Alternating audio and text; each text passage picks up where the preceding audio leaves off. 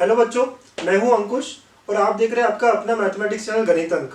ये complex numbers पे third video है और इस वीडियो में हम जानेंगे कि आर्गन प्लेन होता क्या है, हम कॉम्प्लेक्स नंबर को ग्राफिकली कैसे रिप्रेजेंट करते हैं। ठीक है, इसके पहले वीडियोस में हम लोगों ने आयोटा के बारे में या कॉम्प्लेक्स नंबर होता क्या है वो देखा। यहाँ आई बटन है अगर आपने मिस किया होगा तो चलिए देखते हैं कि आर्गन प्लेन होता क्या है और किस तरह रिप्रेजेंट किया जाता है। तो यहाँ बोला जाता है इस तरह, a complex number z which is equal to x plus iy can be represented by a point p which is x comma y on the plane which is known as Argand's plane। ठीक है, तो basically यहाँ पे हम लोग ना दो perpendicular axis लेंगे। ठीक है, दो परपेंडिकुलर म्यूचुअली परपेंडिकुलर है ना, वो x dash o x and y dash o y, जैसे हम x एक्सिस y एक्सिस लेते थे वैसे ही, बट हियर ये जो x डैश ओ एक्स है it is called as real axis. हम x एक्सिस ना कहते हुए इस एक्सिस को क्या कहेंगे, हम रियल एक्सिस कहेंगे। इसमें रियल पार्ट ऑफ z को रिप्रेजेंट किया जाता है। ठीक है, and y dash O y इसे हम इमेजिनरी एक्सिस कहते हैं। ठीक है बेटा, तो इमेजिनरी एक्सिस कहते हैं, राइट। तो दिस इज नथिंग बट ये जो है ये x डैश ओ एक्स, इसको मैं real axis real part of z भी कहूंगा और ये इमेजिनरी पार्ट ऑफ z कहेंगे क्योंकि ये इमेजिनरी एक्सिस है। ठीक है, और ये म्यूचुअली परपेंडिकुलर होते हैं। तो इस प्लेन को हम आर्गन्स प्लेन कहते हैं। ठीक है, इस प्लेन को हम आर्गन प्लेन कहते हैं। ये रियल एक्सिस वाली बात हो गई और ये इमेजिनरी एक्सिस वाली बात हो गई। यहाँ पे हम एक्स एक्सिस वाई एक्सिस ये वर्ड छोड़ गए, हमने रियल और इमेजिनरी की बात कही। तो कोई भी कॉम्प्लेक्स नंबर जो z equal to X plus I Y है, it is represented as x plus I Y, मतलब आपको रियल एक्सिस पे x यूनिट्स चलना पड़ेगा एंड इमेजिनरी एक्सिस पे y। तो ये जो p पॉइंट रहेगा x को हम y से नोट करते हैं, यहाँ पे हमारा complex number z equal to X plus I Y है, right. This represents the complex number z which is equal to X plus I Y. ये जो p पॉइंट है ये हमारा कॉम्प्लेक्स नंबर को रिप्रेजेंट करेगा। तो पॉइंट x को y represents the complex number. ठीक है, तो इस प्लेन को हम आर्गन्स प्लेन कहते हैं या कॉम्प्लेक्स प्लेन कहते हैं, कुछ लोग गॉसियन प्लेन भी कहते हैं।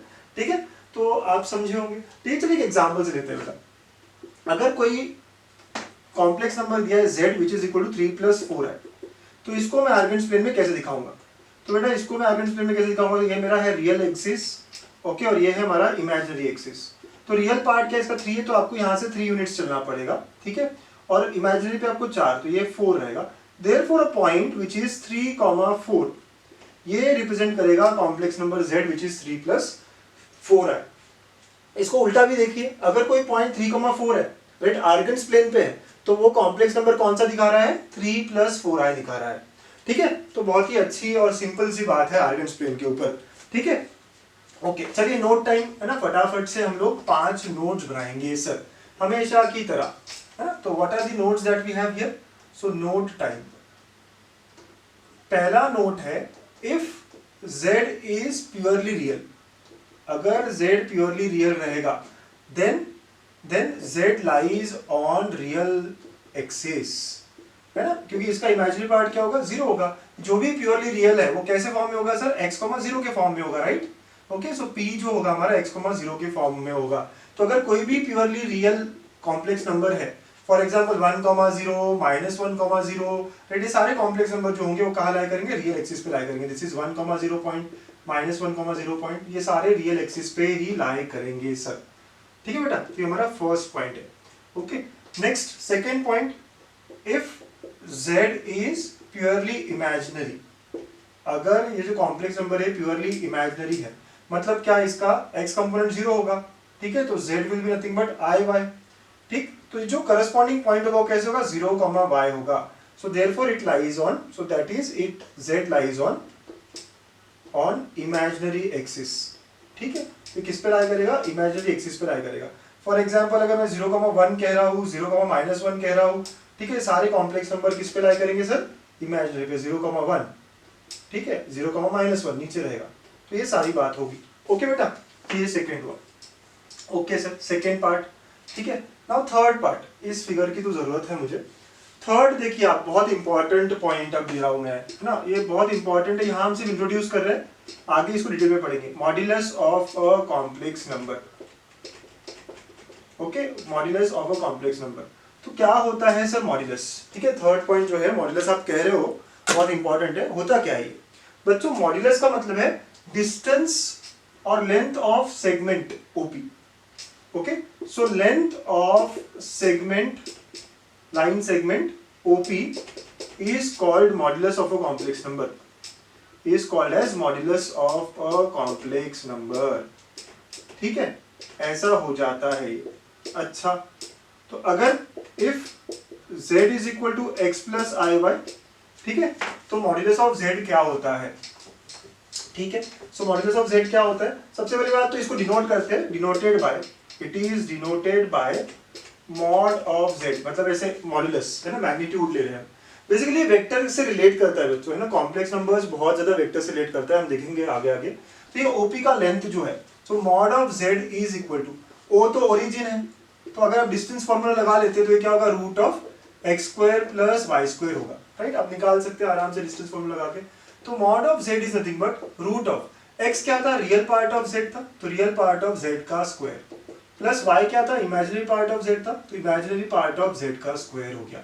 तो modulus is nothing but real part of z square plus imaginary part of z square. It is nothing but this length, है ना, इसको हम मॉड्यूलस कहेंगे। अगर आप r कहते हो तो r को हम मॉड्यूलस कह सकते हैं, अगर ये डिस्टेंस को हमने r लिया होता। ठीक है, आप समझ रहे हो बात, रेडियस वेक्टर हम बहुत बार इसको कहते हैं। ठीक है, तो ये लेंथ मॉड्यूलस हो जाएगा। ठीक है, फोर्थ पॉइंट, आर्ग्यूमेंट और एम्पलीट्यूड। ठीक है, argument of a complex number. So क्या होता है आर्ग्यूमेंट? तो argument is nothing but the angle made with real axis. ये जो थीटा है ना, इसे हम आर्ग्यूमेंट लिखते हैं सर, इसे हम आर्ग्यूमेंट कहते हैं। ठीक है, so argument is nothing but the angle theta made with real axis. Okay, made with real axis. ठीक है, सो यहाँ पे अगर हम देखें क्या होगा ये थीटा, तो आपने अगर ये ट्रायंगल किया कंप्लीट, तो ये x है, ये y है, we can clearly see. So therefore from figure you can clearly see कि क्या होगा, tan theta is y by x। सो थीटा क्या आ गया बेटा, theta will be tan inverse of y by x हो गया, राइट। सो देयरफॉर इसको लिखते कैसे, argument of z, right, is equal to tan inverse of y, मतलब imaginary part of z, and x का मतलब होता है रियल पार्ट ऑफ z। तो आर्ग्यूमेंट, राइट, इस तरह कहा जाता है। अच्छा, आर्ग्यूमेंट को एक और वर्ड है, एम्पलीट्यूड भी कहा जाता है। ठीक है, तो AMP अगर आपको दिखे तो वो भी एक ही बात हो रही है, एम्पलीट्यूड आर्ग्यूमेंट एक ही है, राइट, दे आर सिनोनिमस। तो ये फोर्थ हो गया। एंड फिफ्थ पॉइंट, अब हमारा फिफ्थ पॉइंट आ गया, which is called as conjugate. Conjugate of a complex number क्या होता है? ठीक है, तो कॉन्जुगेट का मतलब ये है कि कोई भी कॉम्प्लेक्स नंबर का इमेज है ना with respect to real axis. ठीक है, मतलब ये कि अगर ये P पॉइंट है तो इसका इमेज हम लेंगे यहाँ पे P डैश, तो ये जो P डैश कॉम्प्लेक्स नंबर बनेगा दैट इज कॉन्जुगेट। अब क्या होगा, ये P dash x, minus y होगा। अगर आप देखते हो तो y सिर्फ माइनस y हो जाएगा ना इमेज बनाते वक्त। ठीक है, मतलब ये बनता कैसे, I को जब भी आप माइनस i से रिप्लेस करोगे, we get conjugate of a complex number. ठीक है, conjugate of a complex number. ये भी एक नोट करने वाली बात है आपकी कि जब भी आप i को माइनस i से रिप्लेस करोगे तो वो कॉन्जुगेट बनेगा। ओके सर, कैसे डिनोट होता है? तो इट इज डिनोटेड बाय, इसको डिनोट करते हैं z बार से। ठीक है, z बार। तो बेटा अगर हम कहें कि z एक कॉम्प्लेक्स नंबर है x प्लस आई वाई, तो इसका कॉन्जुगेट क्या होगा, z बार x माइनस आई वाई हो जाएगा। जहां जहां आप i को माइनस आयोटा से रिप्लेस करोगे वो बन जाएगा इसका कॉन्जुगेट। ठीक है, चलिए एग्जाम्पल से समझते हैं इस बात को। एग्जाम्पल लेते हैं, तीनों चीजों को समझेंगे। Late us say z is equal to 4 plus 5y। ठीक है, तो अगर मुझे मॉड्यूलस पूछा जाता तो मॉड्यूलस क्या होता, root of 4 square plus 5 square, क्योंकि रियल पार्ट का स्क्वायर प्लस इमेजिनरी पार्ट का स्क्वायर। हम सॉल्व करते, ये 16 प्लस 21 हो जाता, रूट 41। तो ये बन गया हमारा मॉड्यूलस। ठीक है, सेकेंड अगर मुझे आर्ग्यूमेंट बोला जाता तो आर्ग्यूमेंट ऑफ z क्या आता, it is tan inverse of what is imaginary part here, 5/4, है ना, इमेजिनरी बाय रियल पार्ट। ठीक है, और अगर थर्ड मुझे बोला जाता व्हाट इज कॉन्जुगेट, तो z bar is 4 minus 5y। ठीक है, तो जैसे मैं कह रहा हूं हमने ये 3 पॉइंट्स जो है बताए तो है, बट ये बहुत इंपॉर्टेंट है। हम लोग इनको सेपरेटली एक एक अलग अलग वीडियो में भी देखेंगे, बहुत सारी प्रॉपर्टीज पढ़ेंगे। यहाँ सिर्फ मैं इंट्रोड्यूस कर रहा हूँ इन तीनों चीजों को ग्राफिकली आर्गन्स प्लेन पे। तो मॉड्यूलस डिस्टेंस है, ये जो एंगल बन रहा है दैट इज आर्ग्यूमेंट, और इमेज जो बन रहा है आई को माइनस आई से रिप्लेस करके जो मिल रहा है that is nothing but conjugate. ठीक है, चलिए बच्चों एग्जांपल देखते हैं। तो बोलता है plot the following complex numbers, right, एक है, एक और मिलेगा आपको। Also find conjugate modulus and argument of this. ठीक है, तो सबसे पहली बात है प्लॉट करना है। जब भी मुझे प्लॉट करना होगा तो मुझे आर्गन्स प्लेन लगेगा। ठीक है, तो हमें आर्गन्स प्लेन इस तरह होता है, ये रियल एक्सिस है और ये इमेजिनरी एक्सिस है। ठीक है, तो real axis of Z and imaginary axis of Z, जैसे जेड ही कहते हैं इसको। तो 1 प्लस रूट 3i, अपने इसको कंपेयर किया x प्लस आई वाई से, तो यहाँ पे x का वैल्यू मतलब रियल पार्ट क्या है 1 है, तो रियल पार्ट 1 है, तो यहाँ 1 आ गया। ठीक है, और इमेजिनरी पार्ट जो है रूट 3 है, तो लेट अस यहाँ रूट 3 आ गया। तो ये जो पॉइंट आएगा p which is 1, root 3, right, ये हमारा कॉम्प्लेक्स नंबर z को रिप्रेजेंट करेगा। ठीक है, तो रिप्रेजेंटेशन आपको समझ में आता है कैसे? ये फर्स्ट क्वाड्रेंट का पॉइंट है सर, और ये इस तरह होगा फर्स्ट क्वाड्रेंट। यहाँ पे भी 4 क्वाड्रेंट जैसे हम नॉर्मली कहते थे वैसे ही सब है ना, वैसा ही सारा है, बस ये रियल और ये इमेजिनरी एक्स वाई एक्सिस की जगह। ठीक है सर, ओके। तो ये पहली बात तो हमने रिप्रेजेंट कर ली, ये पी पॉइंट जो है ना कॉम्प्लेक्स नंबर जेड को रिप्रेजेंट कर रहा है। अब नेक्स्ट हमें बोला गया कॉन्जुगेट, तो अब हमारा पहला बात है कॉन्जुगेट, है ना। कॉन्जुगेट कैसे निकालते हैं सर, आपको पता है ना, आई को माइनस आई से रिप्लेस कर दो, तो ये जेड बार बन जाएगा 1 माइनस रूट 3i। ठीक है, आप देखो ये 1 रूट 3 है, तो यहाँ पे 1 माइनस रूट 3 है, नीचे आएगा, राइट, इसका इमेज p डैश। तो आप समझ रहे हो ना कि it is nothing but image with respect to real axis. बढ़िया सर, बहुत अच्छे। सेकंड हमें मॉड्यूलस पूछा गया, तो मॉड्यूलस ऑफ z होता क्या है sir, root of real part of z का square plus imaginary part of z का स्क्वायर। सर यही सिखाया है आपने। ठीक है, या फिर इनका डिस्टेंस, आप डायरेक्ट भी बात हो सकती है कि सर इनको कनेक्ट किया अगर मैंने, तो ये जो लेंथ है ना ये मॉड्यूलस ऑफ z है। बहुत अच्छी बात है ना, या तो डिस्टेंस फॉर्मूला या फिर फॉर्मूला, दोनों भी चलेगा, राइट। तो जो हमारा बात है आगे बढ़ेगा, ये 1 स्क्वायर और ये रूट 3 का स्क्वायर हो जाएगा सर। आप देखिए रूट में 1 प्लस 3 4 आ गया, तो दस इट इज 2। तो ये जो लेंथ है ना ये 2 आ गई। ये रेडियस वेक्टर जो है कितने लेंथ का है, 2 यूनिट्स का है। अब लास्ट बात जो है वो है आर्ग्यूमेंट। ठीक है, सो आर्ग्यूमेंट ऑफ जेड, आपने फॉर्मूला से कहा था इसको tan inverse of y by x। आप चाहते तो यहाँ थीटा भी ले सकते थे with respect to real axis. ठीक है, अच्छा आर्ग्यूमेंट के बारे में ना और एक दो बातें मैं बताता हूँ आपको जो ज्यादा इंपॉर्टेंट है। प्रिंसिपल वैल्यू, क्योंकि देखो ये एंगल तो कितना भी आप मूव करा सकते हो ना, 1 सर्कल 2 सर्कल 3 सर्कल, तो ये जो प्रिंसिपल वैल्यू होती है ना, principal value, principal branch of argument of z is minus pi से लेके पाई, मतलब I can say theta is always between minus pi से पाई। ठीक है, आप ये नोट करेंगे। वैसे हम मैंने जैसे कहा है आर्गुमेंट के बारे में हम किसी और लेक्चर में बहुत अच्छे से डिटेल में पढ़ेंगे। मतलब ये कि ऊपर का आधा सर्कल आप इधर से ट्रैवल करोगे और नीचे का आधा सर्कल आप इधर से ट्रैवल करोगे, राइट। मतलब ये कि कोई भी एंगल अगर इधर बन रहा है तो ये ऐसा गिना जाएगा, कोई भी एंगल अगर इधर बन रहा है तो इसको नीचे से गिना जाएगा। क्यों? क्योंकि the angle is always between minus pi to pi. आपने देखा पाई इंक्लूडिंग है and minus pi is not including. ठीक है, अगर नीचे एंगल बन रहा है तो आप नीचे से देखोगे और ऊपर बन रहा है तो ऊपर से देखोगे। ओके सर, ठीक है, ऐसी बात हुई। Principal branch, right. क्यों हम प्रिंसिपल ब्रांच लेते हैं? आपने ट्रिग्नोमेट्री में पढ़ा है ना, प्रिंसिपल ब्रांचेस होती है, राइट, हर चीज की। तो वैसे यहाँ पे आर्गुमेंट ऑफ जेड की भी है। ओके, ये तो फर्स्ट क्वाड्रेंट का है सर, ये हमें दिक्कत नहीं दे रहा। तो अब हमारा इस केस में आर्गुमेंट ऑफ जेड क्या होगा, tan inverse of y, y मतलब यहाँ पे रूट 3 है, तो root 3 upon 1। So tan inverse of root 3 कितना हो गया, पाई बाय 3, राइट, 60 डिग्री हो गया सर, राइट। ये पाई बाय 3 हो गया, फर्स्ट क्वाड्रेंट का है, राइट, बराबर से 60 डिग्री फर्स्ट क्वाड्रेंट में आता है। तो ये हमने तीनों बातें इस एग्जाम्पल के लिए निकाली है। ठीक है, इसको आप नोट करिए क्योंकि हमें ना ये अगले एग्जाम्पल में काफी हेल्प करने वाला है। ठीक, चलो तो अब हम नेक्स्ट एक और एग्जाम्पल लेते हैं। आप अगले एग्जाम्पल ना खुद से ट्राई करो, ठीक है। सेकेंड आप ट्राई करो सारी बातें बताने की। चलिए इसको लेते हैं -1 माइनस रूट 3i। ये मेरा सेकेंड एग्जाम्पल है। चलिए प्लॉट करिएगा और ये सारी तीनों बातें भी बताइएगा ना, कोशिश करिएगा, पॉज कर दीजिएगा वीडियो और देख लीजिए। तो बेटा अगर आप फिर से इसको x प्लस आई वाई से कंपेयर करते हो तो x है यहाँ पे -1 और y है यहाँ पे माइनस रूट 3। चलिए प्लॉट करेंगे अगर हम पॉइंट, तो ये पॉइंट जो है ना थर्ड क्वाड्रेंट का पॉइंट है।